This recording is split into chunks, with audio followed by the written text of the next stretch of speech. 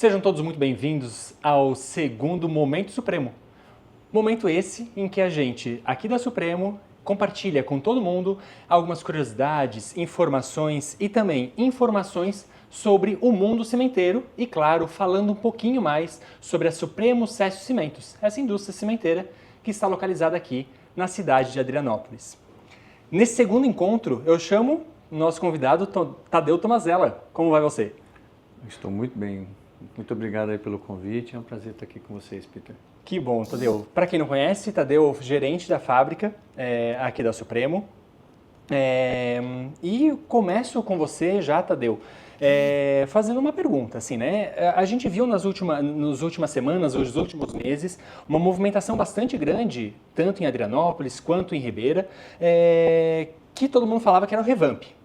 O que é esse revamp? Qual o objetivo? O que se tratou? O que foi feito dentro da Supremo nesse período? Tá, o revamp, na verdade, ele é um repotenciamento, né?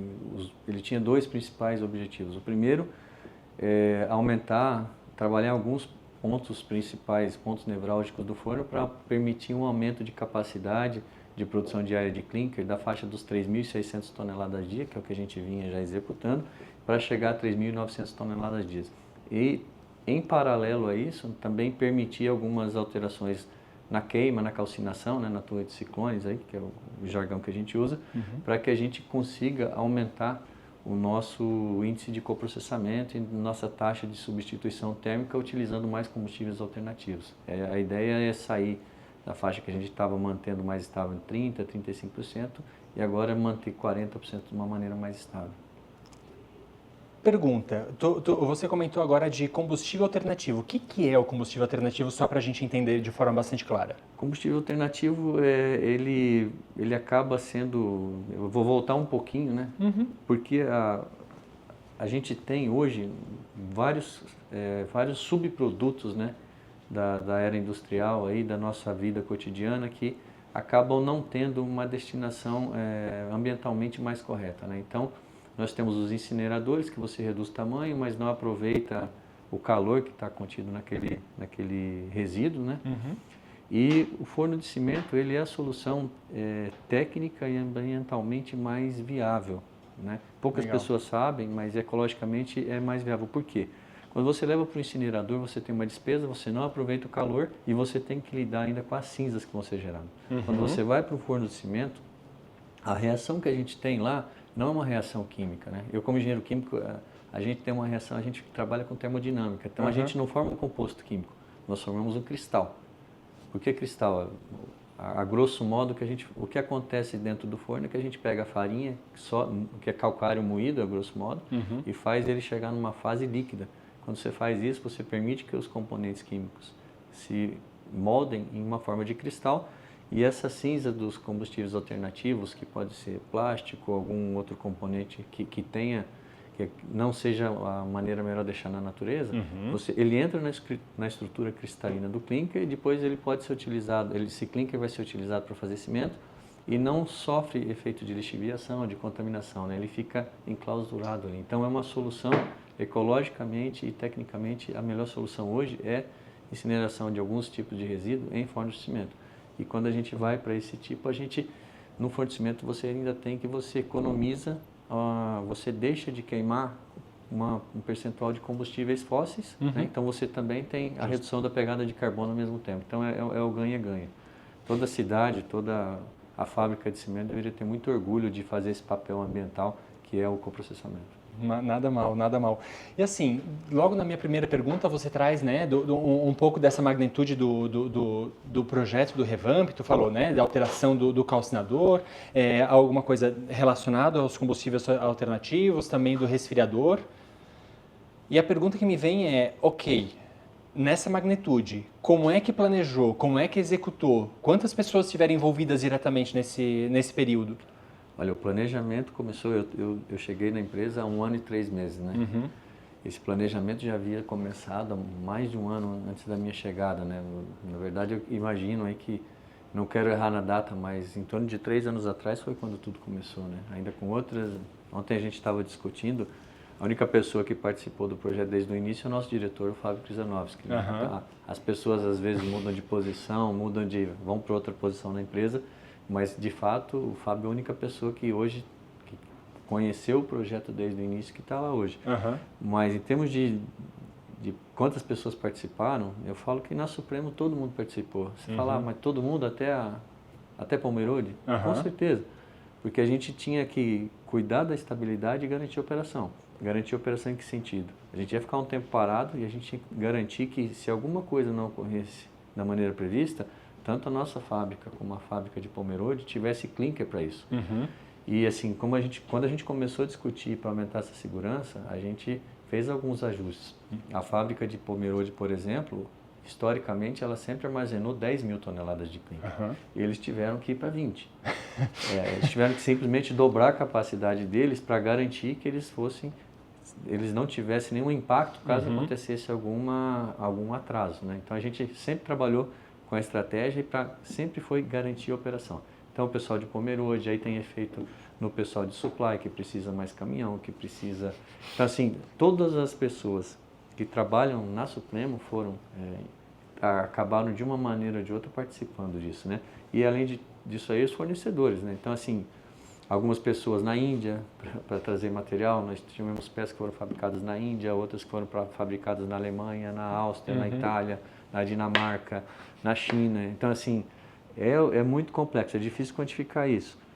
Mas todas as pessoas da Supremo no pré e no nosso dia a dia, nós tivemos alguns dias que, se você contar todo mundo que entrou e saiu no período de 24 horas, nós tivemos mais de 1.000 pessoas entrando e saindo e trabalhando lá na nossa fábrica. 1.000 pessoas entrando. Normalmente a gente tem quantas pessoas trabalhando na fábrica? Num dia, na semana, aí, pensar que ninguém falte, umas 220 a 250 pessoas. Vai lá, vou arredondar o cálculo aí 5 vezes mais. 5 vezes mais. Dentro da fábrica, dentro de Adrianópolis, em Ribeira e nos arredores. Exatamente.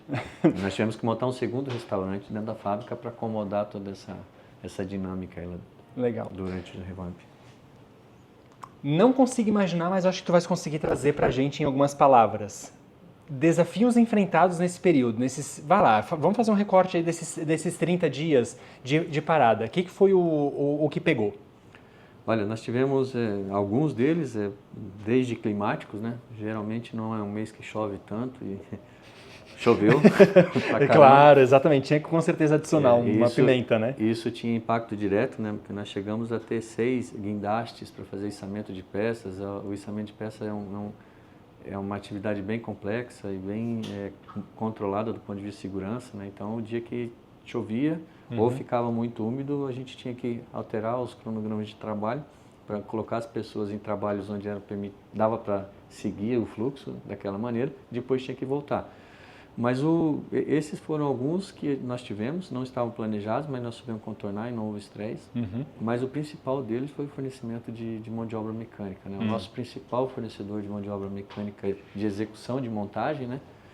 Eles acabaram se perdendo um pouco.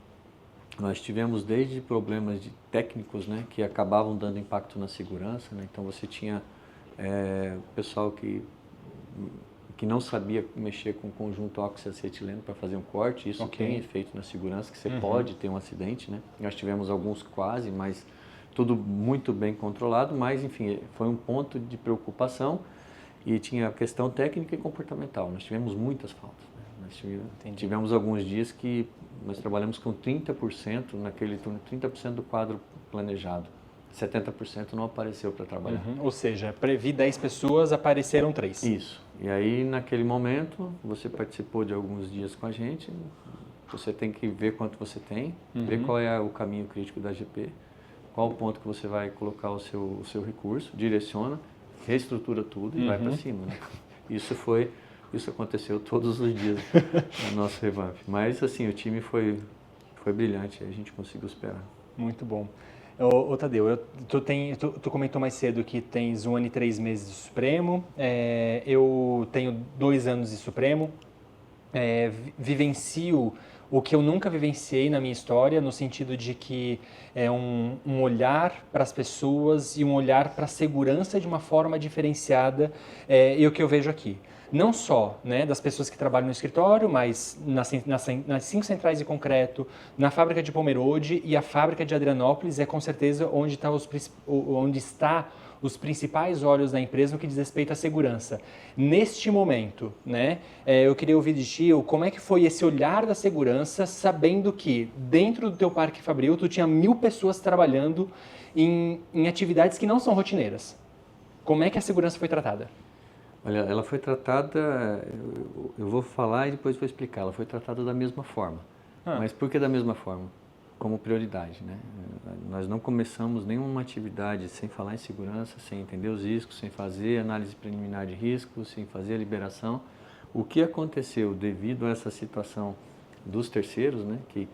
Aí você vai para a questão de gestão. Se você tem um liderado que ele tem baixa maturidade, o que você faz? Você intensifica e se aproxima e aumenta as rotinas de cheque com ele.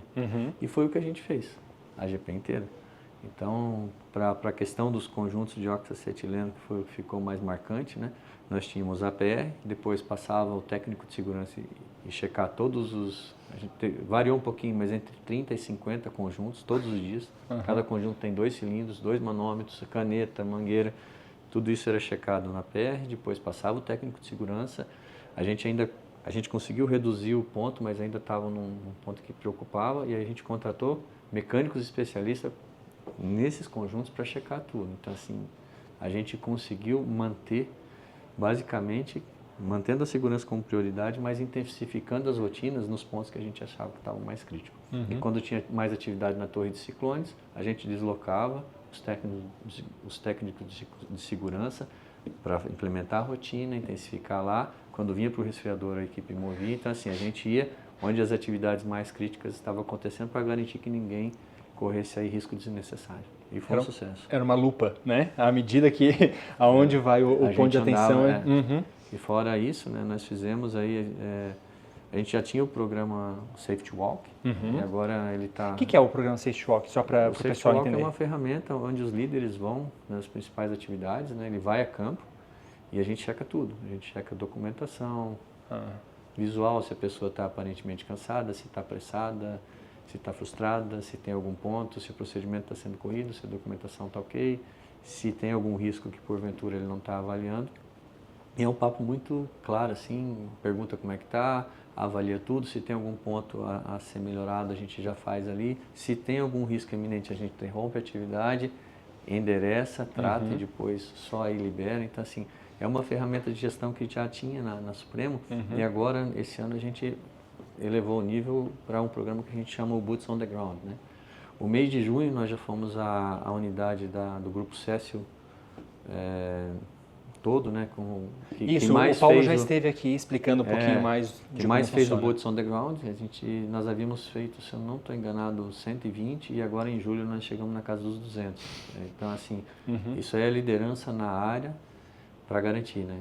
E assim, sem contar que em muitos a gente não registrou todos os boots on the ground que a gente fez, mas eu acredito que esse foi um dos fatores de sucesso. A liderança estava na área e estava ali para ver o que eles, porventura, estavam deixando passar, né? Ajudar, né? E talvez colocar um ângulo de visão onde a pessoa não enxergava. Exatamente, exatamente. Tadeu, outra dúvida que me ocorre é a questão do que diz respeito a... Ok, a gente tem um aumento considerável da capacidade de produção da fábrica. Como é que a tua operação também de dentro é ajustada, vai precisar mudar? Qual a estratégia que tu tens para isso? A questão da operação interna, a gente ainda está... a gente está aí há 14 dias do primeiro dia que a gente alimentou, vamos chamar assim, o novo forno de Adrianópolis, né?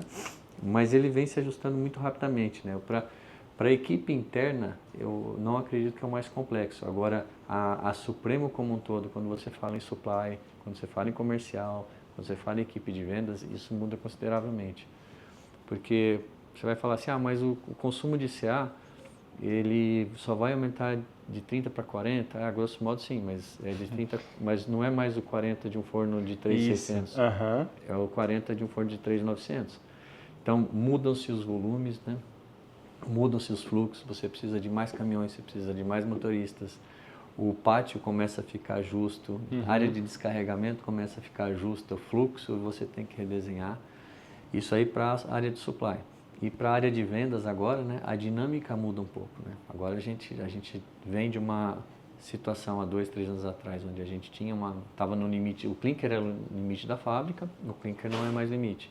Então agora a gente tem que passar, Isso. a pressão muda um pouco, né? Antes tinha clinker, fazia cimento, vendia. Hoje a gente tem condição de oferecer um pouco mais. E aí o pessoal do comercial e estratégia também, eles vão ter que se reorganizar nessa nova dinâmica. Em outras palavras, você está falando assim, ó, os olhos saem um pouquinho da fábrica no que diz respeito à pressão interna e vai um pouquinho mais para o comercial, porque a gente vai ter mais produto para colocar para fora. A pressão não muda o interno, porque eu continuo tendo que colocar um monte de material lá para fora, né? Justo, ok. A nossa função é garantir que o cimento feito com todas as práticas de segurança e a qualidade perfeita esteja lá. Eu não posso furar também, porque um dia que eu furo, o pessoal sente impacto. Né? Com certeza. Tem que ser uma operação perfeita.